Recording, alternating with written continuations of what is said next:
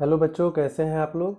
आज का जो अपना वीडियो है उसमें हम लोग ये देखेंगे कि हैलोजनीकरण अभिक्रिया होता क्या है, और इसे मैं काफ़ी आसान तरीके से आपको समझा देता हूँ, फिर आप इसे कभी भूल नहीं पाएंगे। देखिए, हैलोजनीकरण में होता क्या है, जैसे कि हमें मेथेन की अभिक्रिया क्लोरीन से करानी है। ठीक है, आप जानते हो मेथेन का फॉर्मूला CH4 होता है। तो यहाँ पे हम कुछ ऐसे लिखेंगे इसे, जैसे कार्बन है ना, आपने लाइव वीडियो में भी पढ़ा है कि कार्बन जो है वो कितने हाइड्रोजन परमाणु को रखता है, 4। तो यहाँ पे हम ऐसे 4 हाइड्रोजन परमाणु को दिखा देंगे। ठीक है, देखिए, तो ये मेथेन हो गया। ठीक है, अब हमें इसकी अभिक्रिया क्लोरीन से करानी है। ठीक है, मेथेन की अभिक्रिया हमें करानी है क्लोरीन से, और यहाँ पे उपस्थित होना चाहिए सूर्य प्रकाश। सूर्य प्रकाश।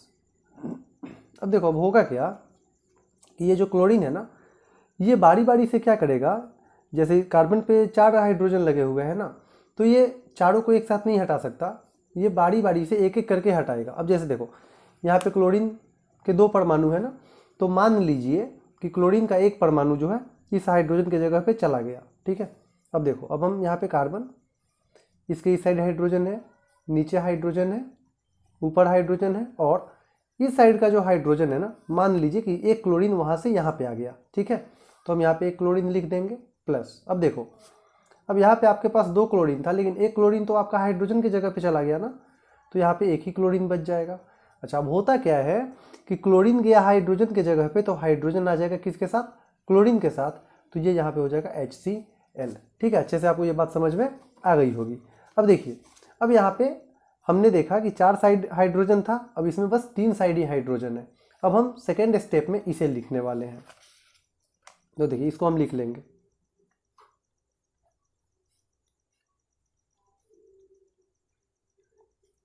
ठीक है, इधर तो अपना क्लोरीन आ चुका है।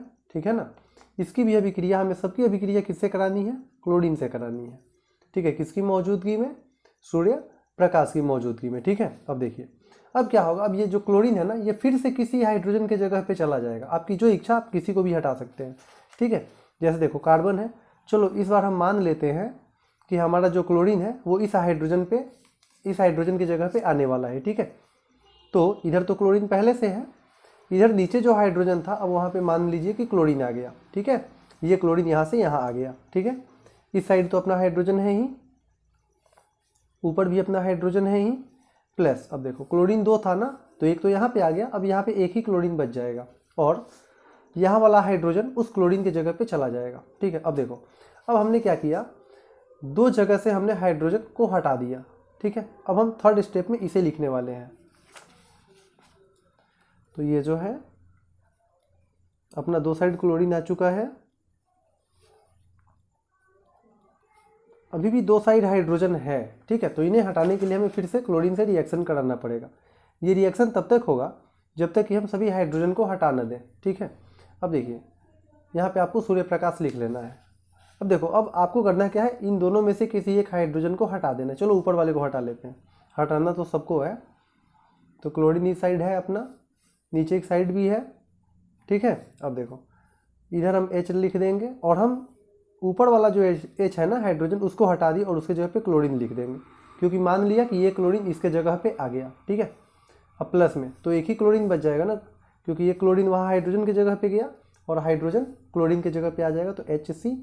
अब आप देख रहे हो यहाँ पे 3 साइड क्लोरीन आ चुका है, लेकिन अभी भी एक साइड हाइड्रोजन है, तो हमें इस हाइड्रोजन को भी हटाना है। ठीक है, तो देखो, अब हम इसे लिखने वाले हैं।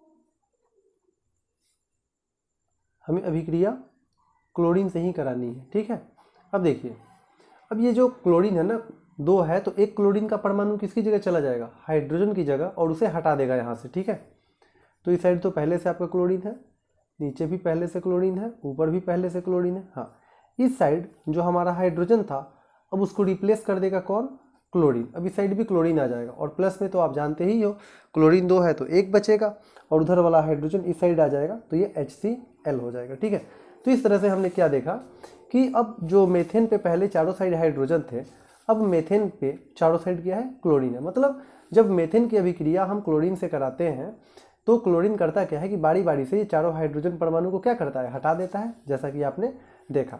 तो बच्चों इसे ही हम कहते हैं हैलोजनीकरण अभिक्रिया। और अगर आप इसका नाम लिखना चाहो तो देखो यहाँ पे क्लोरीन एक जगह है ना, तो इसे हम बोलेंगे क्लोरोमेथेन, इसे हम बोलेंगे क्लोरोमेथेन, ठीक है। यहाँ पे क्लोरीन दो जगह है, तो आपने लाइव क्लास में पढ़ा है कि क्लोरीन यदि दो जगह हो या कोई भी समूह अगर डबल लगा हुआ हो तो उसे हम डाई बोलते हैं।